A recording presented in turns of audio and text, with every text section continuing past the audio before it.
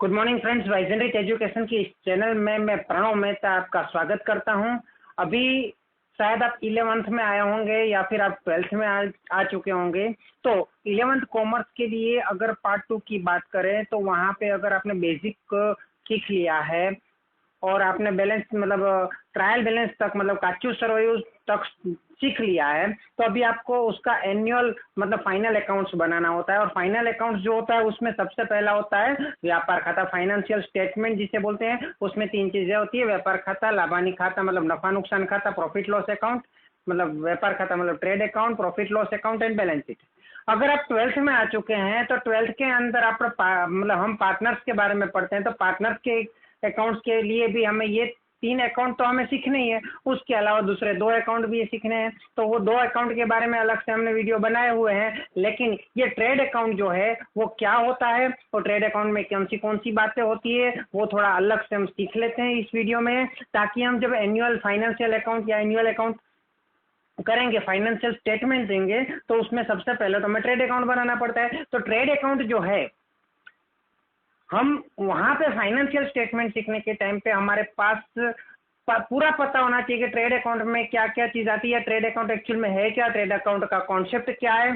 तो यहाँ पे ट्रेड अकाउंट जो है उसके बारे में हम थोड़ी जानकारी देते हैं कि ट्रेड अकाउंट हो, हमें जो भी अकाउंट देना है, ट्रेड अकाउंट हो, प्रॉफिट लॉस अकाउंट हो, प्रॉफिट लॉस एप्रोप्रिएशन अकाउंट हो, ये 3 ही प्रकार के अकाउंट हो सकते हैं। तो नॉर्मली 11th में trade account and profit and loss account ही आता है, मतलब व्यापार खाता और नफा नुकसान खाता या लाभानी खाता ही आता है।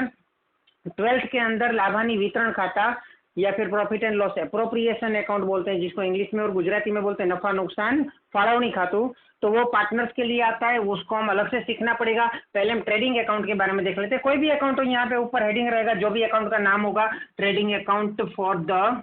अभी ये अकाउंट जो होता है वो क्या होता है, तो अकाउंट जो होता है वो पूरे ईयर का ड्यूरिंग होता है, मतलब पूरे ईयर में उस ड्यूरिंग द ईयर में उस पूरे साल के दौरान दरमियान जो कुछ भी खर्च हुए हैं या जो कुछ भी इनकम हुई है वो सब उसमें लिखना होता है। मतलब ये ड्यूरिंग द ईयर होता है।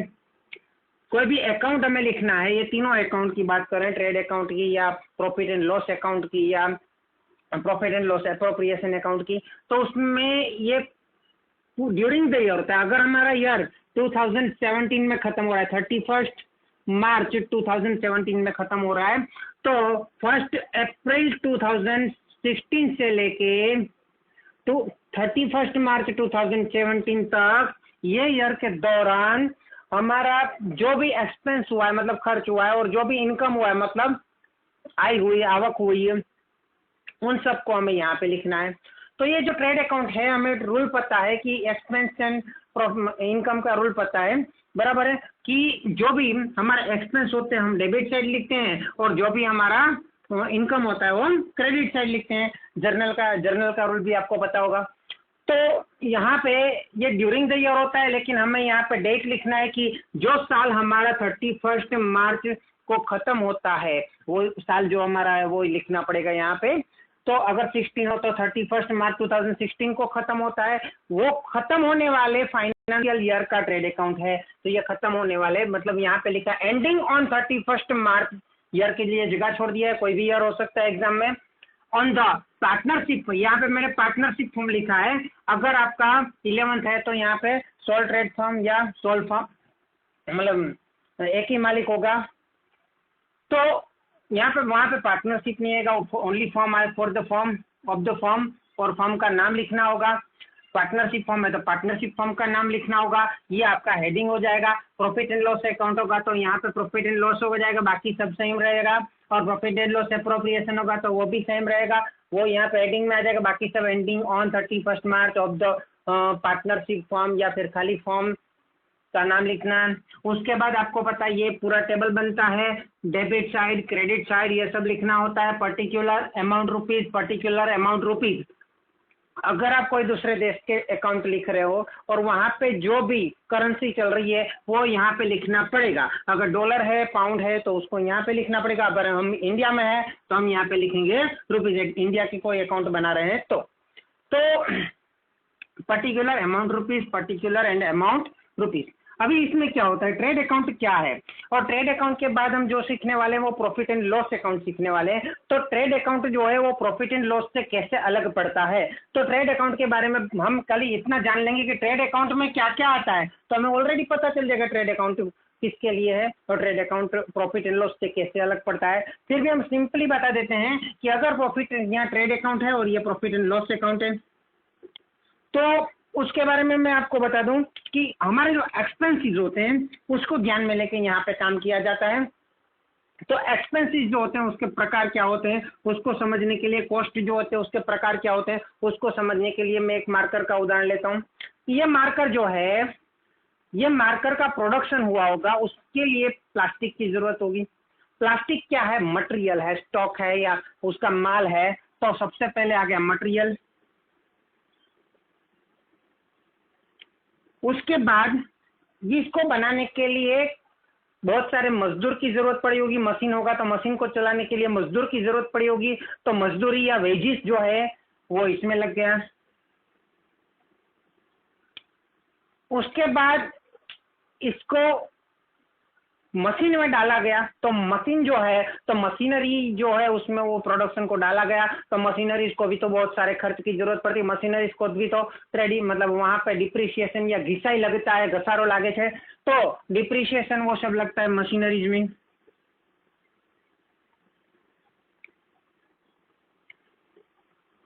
तो फैक्ट्री में, और ये मशीनरी सब होती है फैक्ट्री में।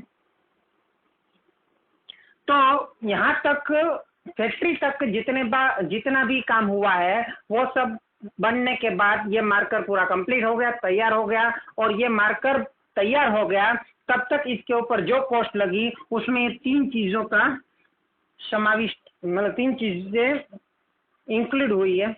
तीन चीजों में क्या इसमें खर्च लगा है, मटेरियल का खर्च लगा है, वेजेस का खर्च लगा है, एक्सपेंस लगा है, एंड मशीनरीज का एक्सपेंसेस लगा है। मशीनरीज को भी कुछ पिलाना पड़ता है, खिलाना पड़ता है, मतलब पेट्रोल डीजल जो भी उसको ईंधन लगेगा, ऑयल लगेगा जो भी। उसके बाद फोर्थ आता है,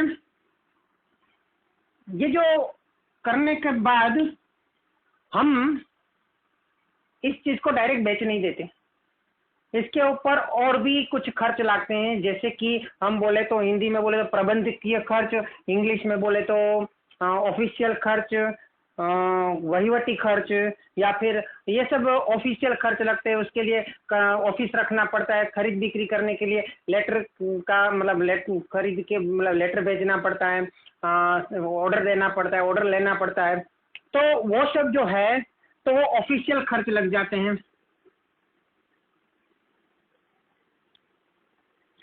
कुछ पैसों की जरूरत पड़ती है ये सब खर्च करने के लिए, जैसे कि मशीनरीज को बहुत टाइम पहले खरीदा होगा तो मशीनरीज को खरीदने के लिए लोन लिया होगा, या मतलब मटेरियल को खरीदने के लिए शायद लोन लिया हो, मशीनरीज को खरीदने के लिए लोन लिया हो, या पूरा बिजनेस स्टार्टअप करने के लिए बहुत बड़ा लोन लिया हो, एडवर्टाइज करने के लिए लोन लिया हो। तो लोन का हमें पैसा चुकाना पड़ता है, उसका इंटरेस्ट चुकाना पड़ता है। तो जो इंटरेस्ट होता है वो क्या होता है, फाइनेंशियल एक्सपेंस होता है।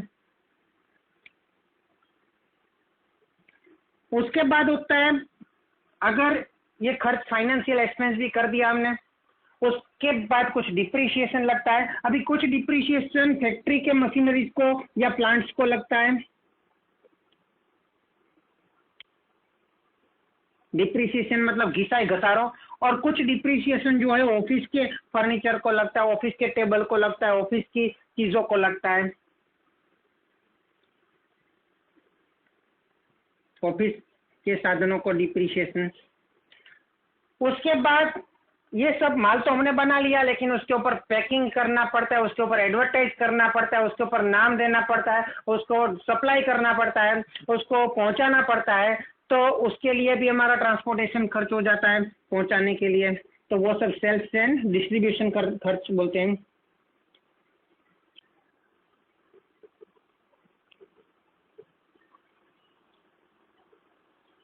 उसके बाद मतलब यहाँ तक का जो खर्च है, बाकी का ये चार खर्च है, ये जो चार 4 टाइप्स के खर्च हैं, एक्सपेंसेस हैं, वो खर्च, और ये स्टार्टिंग के जो खर्च हैं, तो ये पहले के जो स्टार्टिंग के 3 खर्च हैं, कॉस्ट है, एक्सपेंसेस है, वो इस प्रोडक्शन को तैयार करने के लिए लग गया है, और प्रोडक्शन को तैयार करने के लिए जो भी खर्च लग जाता है वो पूरा एक्सपेंसिस हमारा ट्रेडिंग अकाउंट में या ट्रेड अकाउंट में आता है, और यही हमारा व्यापार कहलाता है।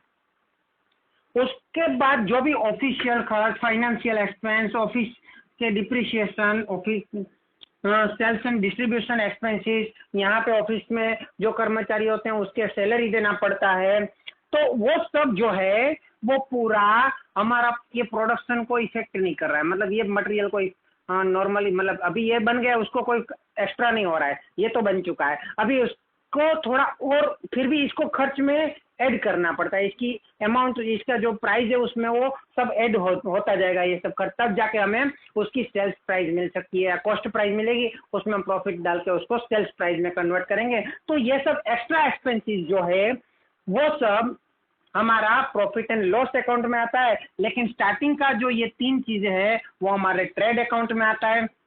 लेकिन फिर भी कभी कभार डिप्रिसिएशन जो है मशीनरी का वो नॉर्मली इसमें लिया जाता है जब हम नॉर्मली व्यापार करते हैं, लेकिन पूरा फैक्ट्री होता है हमारे पास, तो वो बड़ा बड़ा मशीनरीज होता है या प्लांट होता है, तो उसका डिप्रिसिएशन हमें ट्रेड अकाउंट में लेना होता है। वो क्वेश्चन में दिया होता है आपको कि कैसे लेना है कैसे नहीं लेना है। तो यहाँ पे जो होता है, तो वो सब ये तीनों चीज की बात करें तो मटेरियल जो है, तो मटेरियल हमारा स्टॉक होता है, और स्टॉक जो होता है उसके लिए एक्सपेंसिव तब लगता है जब हम स्टॉक को खरीदते हैं। तो स्टॉक को खरीदना पड़ता है, मटेरियल को खरीदना पड़ता है, तो यहाँ पे हम लिखेंगे टू परचेज अकाउंट या फिर खरीद खाता।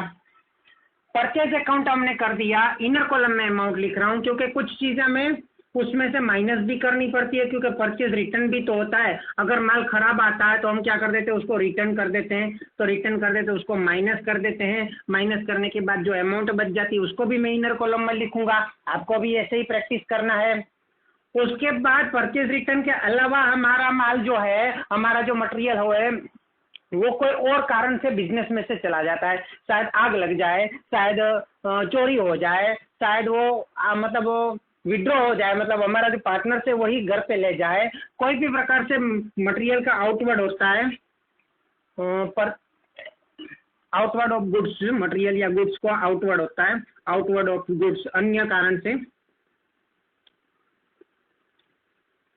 तो वो भी हम यहाँ पे लिख देते हैं। बाद में वो भी माइनस करने के बाद जो अमाउंट मिलती है उसको हम बाहर लिखते हैं।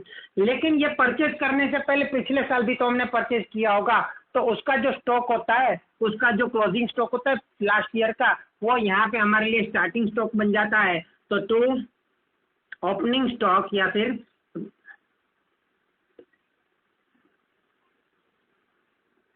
वो हम यहाँ पे आउटर कॉलम में लिखते हैं सर्वात्नो स्टॉक, शुरुआत में माल सामान। तो ये हमारा स्टॉक अकाउंट पूरा बनाना पड़ता है, उसके लिए आधा पेज, मतलब पूरे पेज का हम ये व्यापार खाता ट्रेडिंग अकाउंट बनाएंगे, उसमें से आधा पेज ये स्टॉक अकाउंट के लिए छोड़ देंगे। ये भी स्टॉक अकाउंट है, यहाँ पे भी स्टॉक अकाउंट का कुछ पार्ट रहेगा। जैसे कि हम परचेज करते हैं तो यहाँ पे हम सेल्स भी करेंगे, तो यहाँ पे लिख देता हूँ मैं सेल्स इनर कॉलम में। उसमें से सेल्स रिटर्न होगा तो वो भी हम माइनस करेंगे, सेल्स रिटर्न। तो माइनस करने के बाद कुछ आता है उसमें से, ओके सेल्स रिटर्न हो गया ना, ओके। तो उसके बाद ये तो सेल्स हो गया, हमारा रेगुलर आइटम था वो। लेकिन हमारा कुछ माल ऐसा बच जाता है जो बिक्री नहीं होता है, हमारा रेगुलर मतलब प्राइस में वो बिक्री नहीं होता, वो माल खराब होता है, तो वो हो जाता है हमारा स्क्रैप जैसा काम हो जाता है। तो वो स्क्रैप को भी बेच देते हैं, तो सेल्स ऑफ स्क्रैप, स्क्रैप मतलब भंगार, उसको भी हम बेच देते हैं, तो वो भी बाहर यहाँ पे लिख देंगे। उसके अलावा यहाँ पे सब हो गया, तो अभी हमारा बचेगा, जैसे कि यहाँ पे माल खरीद, हमारे पास 50,000 का माल था, उसके बाद ये सब काम होके हमारे पास 40,000 का माल और आया, तो 90,000 का माल बच गया। उसके बाद हमने वो 90,000 के माल को हमने 1,50,000 में बेच दिया। फिर भी लेकिन 90,000 के पूरे माल को नहीं बेचा हमने, 70,000 के माल को 1,50,000 में, 1,50,000 में बेच दिया। तो फिर भी 70,000 के माल को 1,50,000 में बेच दिया, तो 80,000 तो वो हमारा प्रॉफिट हुआ। लेकिन माल हमारा 90,000 था, उसमें से 70,000 के माल को बेचा, तो हमारा क्लोजिंग स्टॉक तो बच जाएगा। तो ये हमारा क्लोजिंग स्टॉक कितना रहेगा, क्लोजिंग स्टॉक जो होगा वो यहाँ पे रहेगा, और यही क्लोजिंग स्टॉक नेक्स्ट ईयर के लिए यहाँ पे ओपनिंग स्टॉक बन जाएगा। ये हमारा हो गया स्टॉक अकाउंट का पार्ट। तो स्टॉक अकाउंट का पार्ट हो गया, यहाँ पे बाय लिखना पड़ेगा मुझे, बाय। अभी सेकंड, ये पहला पॉइंट, ये सेकंड पॉइंट, ये थर्ड पॉइंट में लिखता हूँ यहाँ पे। तो अभी आपको क्या करना है, ये सेकंड नंबर मैंने बोलता है वेजिस। तो वेजिस आपको लिखना है, सॉरी टू, ये मतलब ये जो परचेज किया ना हमने उसके जो खर्च होंगे वो लिखना है, to purchase expenses. Purchase expenses में क्या होता है, जब माल आता है खरीदते हैं हम, तो खरीदते वक्त बहुत सारे खर्च लग जाते हैं, तो उसमें ये सब खर्च तो इसमें है ही। उसके साथ साथ वो माल को यहाँ पे हमारे पास आ गया तो सबसे पहले हमें वो माल जो उतारने वाला होगा उस मजदूर को मजदूरी देना पड़ेगा। तो उसमें आएगा हमारा एक तो वेजिस, वेजिस के बाद हमारे पास आएगा, वो तो माल उतारने वाले को दिया, उसके बाद जो ट्रक या टेम्पो या जिसमें भी माल हमारा गोडाउन तक पहुंचा होगा या हमारा शॉप तक पहुंचा होगा, तो वो कैरिज इनवर्ड बोलते हैं उसको, आवक माल गाड़ी भाड़ा बोलते हैं। तो कैरिज इनवर्ड, इनवर्ड मतलब माल इन होता है, सबका जो कैरिज है इन करने के लिए वो हमें चुकाना पड़ता है। उसके बाद थोड़ा और आगे दूर जाते हैं, तो कैरिज इनवर्ड के बाद हमारे पास आता है रेलवे नूर, रेलवे फ्रेट। वो माल ट्रक में तो हमारे मतलब टेम्पो या ट्रक में तो हमारे गोडाउन तक पहुंचाते हैं, लेकिन टेम्पो या ट्रक में कब कहाँ से आते हैं, हम यहाँ सूरत में बैठे बैठे माल बॉम्बे से या कलकत्ता से मंगवा रहे हैं, तो वो ट्रेन में माल आता है, तो रेलवे स्टेशन, वो टेम्पो या ट्रक तो रेलवे स्टेशन से माल को उतारेगा, लेकिन वो माल रेलवे में आएगा तो रेलवे वालों को हमें नूर चुकाना पड़ेगा। तो रेलवे फ्रेट होता है, तो वो भी यहाँ पे आ जाएगा। ये सब चीजें आप लिख लीजिएगा, रेलवे फ्रेट या रेलवे नूर। और वो माल जब की सिटी के अंदर हम दाखिल करेंगे तब हमें ऑक्ट्रोई लगता है, वो पहले यहाँ पे इंडिया में भी था लेकिन अभी यहाँ पे बंद हो गया है, कम हो गया है।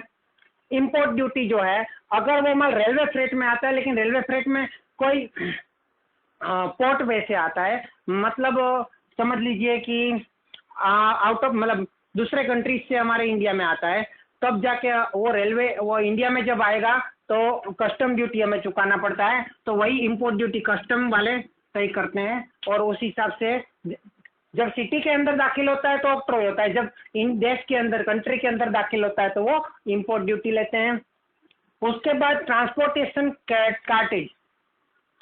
अभी ये क्या है, एक्चुअली नॉर्मली रेलवे फ्रेट से हमारे दुकान तक या हमारे शॉप तक या हमारे गोडाउन तक आने के लिए कैरिज इनवर्ड टेम्पो या छोटा ट्रक वगैरह होता है, लेकिन बड़े बड़े दूर जगह से रेलवे में नहीं आता, और बड़ी बड़ी ट्रक में या पूरे उसका जो बैरल होता है उसमें आता है, या फिर कोई पाइपलाइन के द्वारा आता है, तो वो सब ट्रांसपोर्टेशन कार्टेज बोलते हैं उसको।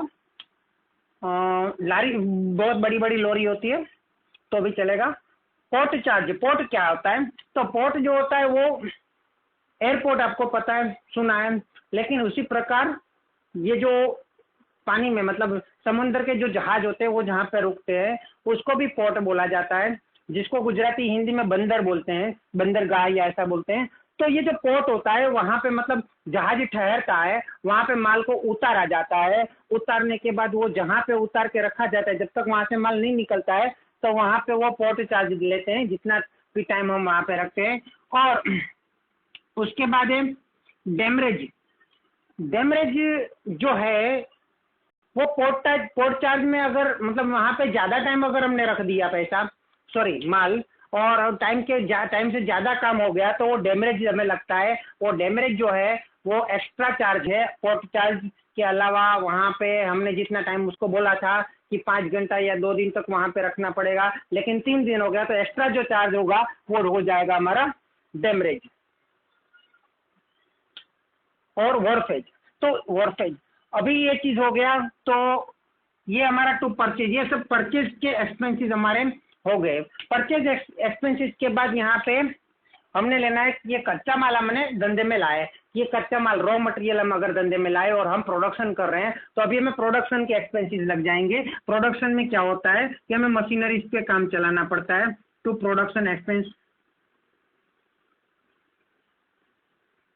मशीनरीज के ऊपर वो माल को डालना पड़ता है। तो प्रोडक्शन एक्सपेंस में क्या आएगा, यहाँ पे एक तो प्रोडक्शन में भी मजदूर को मजदूरी चुकानी पड़ती है, प्रोडक्शन वेजिस। उसके बाद उसको वो रॉयल्टी चुकानी पड़ती है। रॉयल्टी किसको चुकाते हैं कि माल जो होता है वो माल का जो पेटेंट लेता है, कि उसकी जो मेथड का, माल बनाने की मेथड का जिसने पेटेंट लिया हुआ है, उस पेटेंट लेने वाले को हमें रॉयल्टी चुकानी पड़ती है। अगर कोई बोलेगा कि भाई ये जो मोबाइल है, तो मोबाइल का अगर ये स्पीकर का रॉयल्टी मैंने लिया हुआ है और हम उसके स्पीकर को यहाँ पे हम खरीद के यूज कर रहे हैं, तो हमें उस स्पीकर वाले को रॉयल्टी का तौर पे कुछ चुकाना पड़ेगा। या फिर वही स्पीकर हम यहाँ पे बना रहे हैं तो भी उसको हमें रॉयल्टी चुकाना पड़ेगा, तो उसको बोलते हैं रॉयल्टी। तो रॉयल्टी भी हमें चुकाना पड़ता है क्योंकि वो प्रोडक्शन पे लगता है। उसके बाद होता है फैक्ट्री एक्सपेंसेस। फैक्ट्री एक्सपेंसेस क्या होता है, जिसमें फैक्ट्री का भाड़ा होता है, टैक्स होता है, फैक्ट्री में इलेक्ट्रिसिटी जो होता है, फैक्ट्री के अंदर मशीनरीज को भी इलेक्ट्रिसिटी देनी पड़ती है, फ्यूल है, कॉल है, गैस है, वो भी मशीनरीज को चलाने के लिए शायद यूज किया जाता है। और उसके बाद है कंज्यूमेबल स्टोर्स।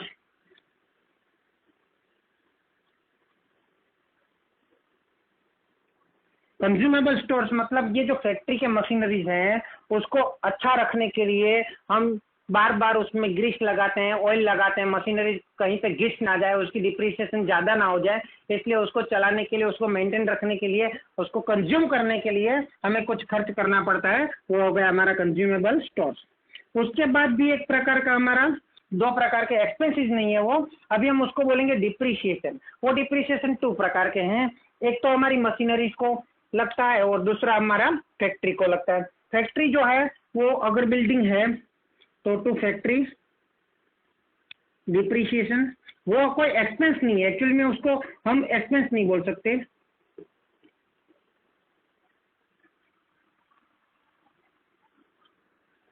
डिप्रिसिएशन एंड 6 जो है वो भी फैक्ट्री के अंदर ही आता है, लेकिन मशीन, प्लांट एंड मशीनरी जो है उसका डिप्रिसिएशन है।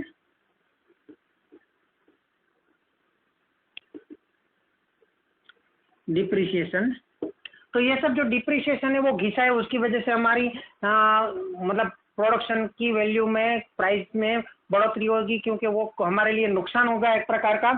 और ये हो गया हमारा ट्रेड अकाउंट, और ट्रेड अकाउंट हो गया। अभी हमें क्या करना है, ये हमने जो सेल्स किया, ये जो हमने सेल्स किया, वो सेल्स की वैल्यू अगर ज़्यादा है, मतलब हमारी इनकम ज़्यादा है, हमारी रिवेन्यू ज़्यादा है, और रिवेन्यू में से हमारी जो एक्सपेंस है, हमारे खर्च है, हमारे जो कॉस्ट है, उसको माइनस कर दिया जाए, तो यहाँ पे डिफरेंस आएगा। वो ज़्यादा और ये कम होगा तो यहाँ पे डिफरेंस आएगा, और ये डिफरेंस को हम लिख देंगे टू ग्रॉस प्रॉफिट। इसको हम कच्चा लाभ बोलते हैं, सकल लाभ बोलते हैं, सकल कच्चा मतलब काचा नफो कहवाय छे ने। तो ये ग्रॉस प्रॉफिट जो है वो हमारा हो गया अभी तक का प्रॉफिट। जो माल को प्रोडक्शन करने के लिए जो प्रॉफिट है उसको हम बोलते हैं ग्रॉस प्रॉफिट। इस ग्रॉस प्रॉफिट को अगर हमारे सेल्स की वैल्यू के साथ डिवाइड कर दिया जाए तो हमें मिलता है ग्रॉस रेशियो, मतलब ग्रॉस प्रॉफिट रेशियो मिलता है। और वो ग्रॉस प्रॉफिट रेशियो ही बहुत तय करता है कि हमारा ये जो ट्रेड हम कर रहे हैं वो कितना सही जा रहा है।